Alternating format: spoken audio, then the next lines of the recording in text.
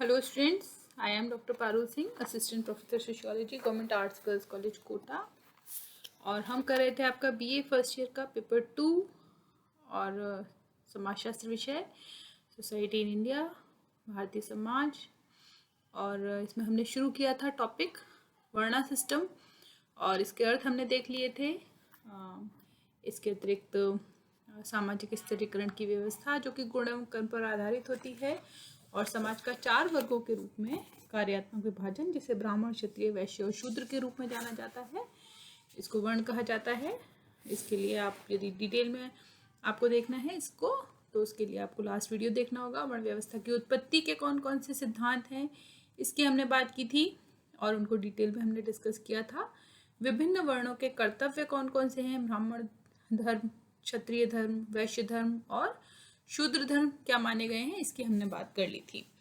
तो अब जो हमारा टॉपिक है वो है वर्ण व्यवस्था की विशेषताएं। लेकिन इस टॉपिक को पढ़ने से पहले एक थोड़ी सी चर्चा हम करेंगे कि जो आधुनिक जो विद्वान हैं वो वर्ण व्यवस्था के विषय में क्या सोचते हैं। वर्ण व्यवस्था का आधार जन्म है अथवा कर्म है, इसके संबंध में भी सवाल उठते रहे हैं। और इस पर यदि हम बात करने की कोशिश करें तो जो एक जो मूल प्रश्न है वो यह है कि व्यक्ति को किसी वर्ण विशेष की सदस्यता गुण तथा कर्म के आधार पर प्राप्त होती थी अथवा जन्म के आधार पर। तो साधारणतः जो गुण तथा कर्म के आधार पर वर्ण का निर्धारण होता था, फिर भी इस संबंध में जो विद्वान हैं उनके विचारों में हमें भिन्नता देखने के लिए मिलती है। जैसे डॉक्टर राधाकृष्णन यह मानते हैं कि यद्यपि इस व्यवस्था में आनुवांशिक जो विशेषताएं थी अर्थात जन्म का महत्व अवश्य था, परंतु फिर भी यह व्यवस्था प्रमुखतया गुण और कर्म पर आधारित थी। और महाभारत तथा इसके पूर्व के काल में कुछ घटनाएं हमें इसके दिखाई देती हैं इसकी, जैसे कि हमारे सामने नाम आता है एक महर्षि वाल्मीकि का नाम आता है, हमारे सामने महामुनि व्यास का नाम आता है। ये ऐसे कुछ एग्जाम्पल्स हैं जो अपने गुण तथा कर्म के आधार पर अपना वर्ण परिवर्तित कर पाए थे। इसमें राजा जनक, विश्वामित्र, यह कुछ नाम भी हैं जो कि महत्वपूर्ण हैं। और जीएस घुरिये का यह मानना है कि वर्ण निर्धारण में व्यक्तिगत विशेषताओं को महत्व दिया है। और आपने बताया कि वर्ण का संबंध रंग से है और प्रारंभ में भारत में केवल 2 ही वर्ण थे, आर्य और दास या दस्यु। और आर्य ने विजेता होने के कारण अपने आप को उच्च और यहाँ के जो पराजित मूल निवासी थे द्रविड़ों को निम्न उन्होंने घोषित किया और निम्न उनको कहा। और कालांतर में जैसे जैसे वर्णों की संख्या बढ़ती गई उसके साथ साथ उनके जो कर्म थे उनमें भी भिन्नता आती चली गई। इसी क्रम में डॉक्टर के.एम. पडिक्कर कुछ विभिन्न तथ्यों के आधार पर यह प्रमाणित करने का प्रयत्न करते हैं कि वर्ण सदस्यता का आधार कर्म था न कि जन्म। वर्ण का संबंध व्यवसाय के साथ रहा। यदि जन्म के आधार पर ही वर्ण की सदस्यता का निर्धारण होता तो किसी भी वर्ण के लिए अपना व्यवसाय बदलना संभव नहीं होता। तो और इसी प्रकार महात्मा गांधी ने वर्ण का अर्थ रंग और व्यवसाय दोनों से लिया। वे वर्ण को वंशानुक्रमण का नियम मानते थे। उनका यह मानना था कि एक व्यक्ति को अपने पिता से रंग एवं व्यवसाय दोनों ही वंशानुक्रमण में प्राप्त होते हैं, अतः वर्ण का आधार जन्म ही है। तो जो कुछ विद्वानों के हमने विचार यहाँ पर देखे और कुछ जो एग्जाम्पल्स हमारे सामने हमें इतिहास में दिखाई देते हैं उनके आधार पर यह काफ़ी हद तक सिद्ध होता है कि जो वर्ण व्यवस्था वह मुख्यतः वह कर्म पर आधारित थी। कर्म से उसका संबंध माना जाता था, हालांकि जन्म का उसमें योगदान रहता था, लेकिन जिस प्रकार से जाति व्यवस्था के साथ जो जन्म जिस कठोर रूप में जुड़ा हुआ है उतनी कठोरता के साथ वर्ण व्यवस्था हमें जन्म के साथ जुड़ी हुई दिखाई नहीं देती है। और हमें यह अच्छी तरह समझना चाहिए कि वर्ण व्यवस्था कोई ईश्वरीय व्यवस्था नहीं बल्कि एक मनुष्य के द्वारा ही निर्मित व्यवस्था है। और विभिन्न तत्वों के आधार पर यह कहना सही होगा कि यह व्यवस्था न तो पूर्णतया गुण और कर्म पर आधारित थी और न ही पूर्णतया जन्म पर। प्रारंभ में इस व्यवस्था का आधार गुण तथा कर्म था, लेकिन धीरे धीरे जन्म का महत्व बढ़ने लगा और समय के साथ व्यवसाय इत्यादि आनुवांशिक होते चले गए। व्यक्ति की सामाजिक स्थिति अपरिवर्तनीय होती चली गई और व्यवसाय की भिन्नता के कारण व्यक्तियों के स्वभावगत विशेषताएं भी बदलती चली गई। तो ये कुछ जो इसके ऊपर डिबेट की वर्ण कर्म आधारित है या जन्म आधारित है, इसमें हमें ये विचार मिलते हैं जानने के लिए। और वर्ण व्यवस्था की यदि हम विशेषताएं देखने की कोशिश करें तो इसकी जो महत्वपूर्ण विशेषताएं हैं उसमें पहली है श्रम विभाजन पर आधारित। वर्ण व्यवस्था के अंतर्गत विभिन्न वर्णों के जो कर्म हैं वो निर्धारित किए गए हैं और इस प्रकार से कि वे समाज की सभी सामाजिक आवश्यकताओं की पूर्ति कर पाएं और प्रत्येक वर्ण अपने दायित्वों का पालन करता हुआ समाज की प्रगति में, समाज के विकास में योगदान दे पाए। चूंकि प्रत्येक वर्ण के लिए जो कर्म था वह कर्म निर्धारित था, अतः निश्चित रूप से यह जो वर्ण व्यवस्था थी यह विशेषीकरण में सहायक थी। पीढ़ी दर पीढ़ी एक ही प्रकार के कार्यों को करते रहने से व्यक्ति को निपुणता प्राप्त होती है और इस संपूर्ण ये जो विशेषीकरण है इससे पूरा का पूरा जो समाज है वह इसका लाभ उठाता है। इसी प्रकार गुण एवं स्वभाव पर आधारित यह व्यवस्था मानी गई। यद्यपि कुछ लोग वर्ण को जन्म पर आधारित मानते हैं, परंतु जो प्राचीन ग्रंथ है वह वहां से हमें एग्जाम्पल्स इसके मिले हैं कि यह जो व्यवस्था है इसका आधार व्यक्ति के गुण एवं स्वभाव रहे और धीरे धीरे इसमें जब कठोरता आती चली गई तो जन्म का महत्व भी यहाँ पर बढ़ता चला गया।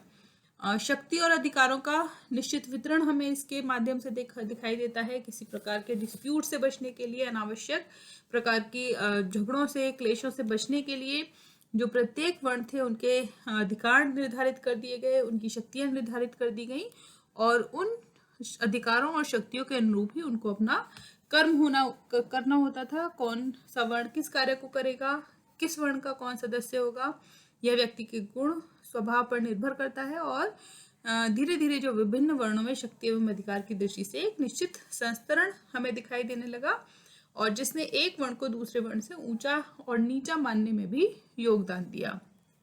व्यवसायों का पूर्व निर्धारण वर्ण व्यवस्था के अंतर्गत होता हुआ दिखाई देता है।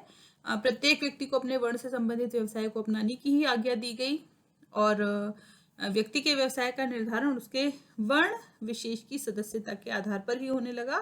लेकिन फिर भी यह कहा जा सकता है कि व्यावसायिक निश्चितता वर्ण व्यवस्था की एक महत्वपूर्ण विशेषता अवश्य है, लेकिन जो हमारे जो गुण एवं कर्म हैं उनके आधार पर व्यवसाय को परिवर्तन करने की भी हमें छूट प्रदान की गई थी।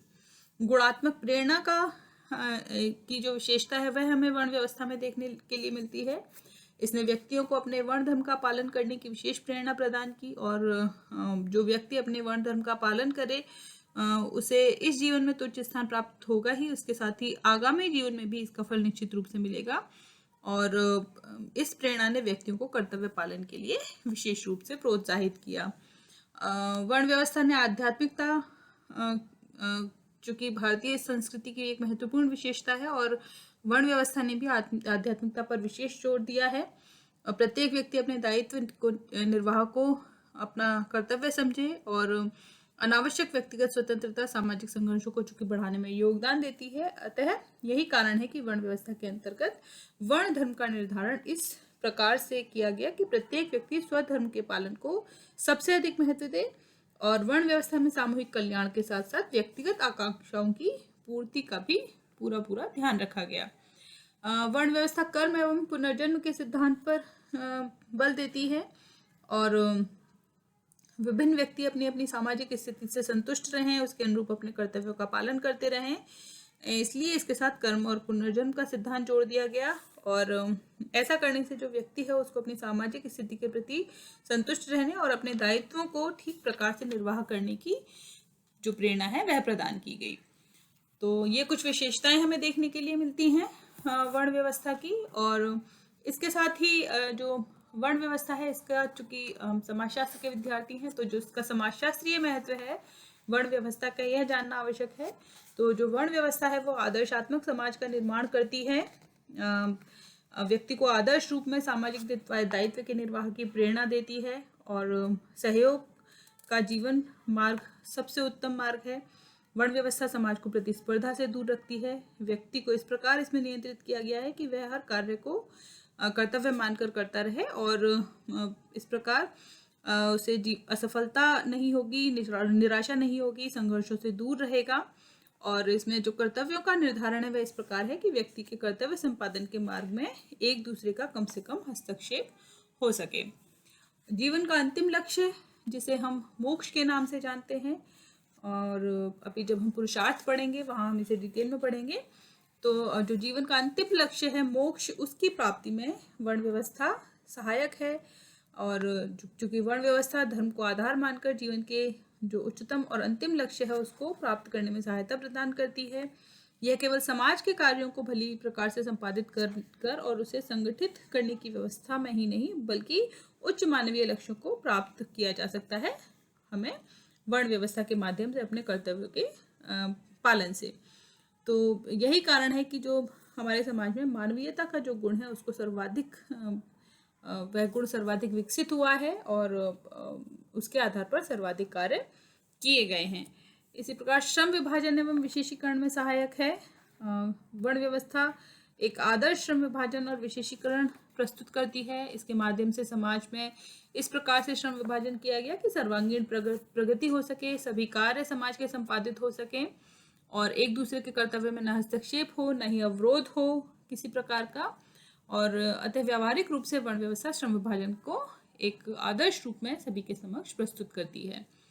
जीवन पथ के जो संघर्ष हैं उनको कम करने में सहायक है वर्ण व्यवस्था। प्रत्येक समाज यह चाहता है कि उसमें कम से कम संघर्ष हो। भारतीय संस्कृति का भी ध्येय जीवन संघर्ष को कम करना रहा है, और इसके लिए वर्ण व्यवस्था का विधान किया गया। और पैतृक पेशे को स्वीकार करने से व्यक्ति बहुत से संघर्ष, कष्ट, अशांति से बच जाता है, और इस प्रकार यह व्यवस्था वैयक्तिक संघर्षों को कम करने में सहायक है। गतिशील समाज की धारणा को बल देती है वर्ण व्यवस्था। नियंत्रित गतिशीलता को आधार देकर इसने भारतीय समाज के संगठन और विकास में महत्वपूर्ण योगदान दिया है। किसी व्यवस्था में जब तक गतिशीलता नहीं होगी तब तक उसका विकास भी नहीं हो सकता, हम जानते हैं यह बात। और जो यद्यपि वर्ण व्यवस्था ने समाज को वर्णों में विभाजित अवश्य कर दिया, लेकिन वर्ण में उन्नति करने की उन्हें छूट दी गई। अपने कर्म के आधार पर वर्ण को परिवर्तन करने की भी छूट दी गई, और इस प्रकार व्यक्ति कर्तव्य करने की प्रेरणा पाते हैं, और समाज में गतिशीलता तथा संगठित रहने के कारण ही निरंतरता भी बनी हुई दिखाई देती है। असमानता में समानता की व्यवस्था। वर्ण व्यवस्था का दर्शन इसी पर आधारित है। किसी भी वर्ण को श्रेष्ठ नहीं माना गया, सभी वर्णों की सेवाओं को समान महत्व दिया गया है। और इसके अनुसार जो ब्रह्म है, ब्रह्म से वर्ण की उत्पत्ति हुई है, जो कि ब्रह्मा के विभिन्न अंगों से पैदा हुए, किंतु कर्तव्यों की दृष्टि से देखें तो सभी को समान महत्व दिया गया है। अर्थात वर्ण व्यवस्था का मुख्य आधार यही है कि अलग अलग कर्तव्यों का निर्वाह करने के बाद भी सभी व्यक्तियों को समाज में समान महत्व मिले, बिना एक दूसरे के सहयोग से चूंकि कोई भी कार्य संभव नहीं हो सकता है। वर्ण व्यवस्था कठोर नियमों की एक व्यवस्था है। जब तक समाज के प्रत्येक वर्ण में कर्तव्य और अधिकारों को पूर्ण रूप से स्पष्टीकरण नहीं होगा, तब तक वर्ण संघर्ष की जो संभावना है वह बनी रहेगी। अतः वर्ण व्यवस्था सदस्यों के अधिकार और कर्तव्यों को स्पष्ट करती है और निर्देश देती है कि प्रत्येक व्यक्ति अपने वर्ण धर्म का पालन करते हुए सद्गति को प्राप्त कर सकता है। और इसी कारण जो कठोर नियम इसके साथ जोड़े गए, ताकि ऊंच नीच के भावों को अनुभव न करके समाज में अपने कर्तव्यों का सभी पालन करते रहें। तो ये कुछ जो समाजशास्त्रीय महत्व है वर्ण व्यवस्था का, वह हमें दिखाई देता है।